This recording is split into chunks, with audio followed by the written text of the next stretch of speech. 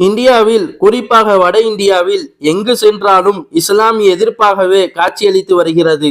மாடுகளில் தொடங்கி வீடுகள் வரை அனைத்து இடங்களிலும் இஸ்லாமியர்கள் குறிவைக்கப்படுகிறார்கள். மத்திய பிரதேச மாநிலம் உஜ்ஜைன் என்ற இடத்தில் மகா கல்லேஸ்வரர் கோவில் இருக்கிறது. அந்த கோவிலுக்கு செல்வதற்கு ஒழுங்கான நடைபாதை வசதி இல்லை.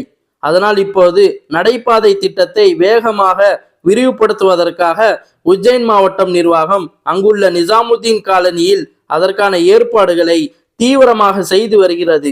நிசாமுதீன் காலனியில் உள்ள தாக்கியா பள்ளிவாசல் மற்றும் பள்ளிவாசலை சுற்றி உள்ள 250 வீடுகள் ஜனவரி 11 இடிக்கப்பட்டுள்ளது. பள்ளிவாசலும் அதை சுற்றியுள்ள பல வீடுகளும் இப்போது அரசாங்கத்தால் இடிக்கப்பட்டுள்ளது. இதனால் அங்கு பெரும் பரபரப்பு ஏற்பட்டிருக்கிறது. கோவிலுக்காக பள்ளிவாசலையும் வீடுகளையும் இடிக்க வேண்டுமா என்ற சர்ச்சை உருவாகி இருக்கிறது. ஒரு மதத்தை காப்பாற்றுவதற்காக இன்னொரு மதம் அழிக்கப்பட வேண்டுமா என்று சமூக சிந்தனையாளர்கள் கேள்விகளை முன்வைத்து வருகிறார்கள். பள்ளிவாசலை இடிக்கும் வீடியோ இணையத்தில் வைரலாகி வருகிறது.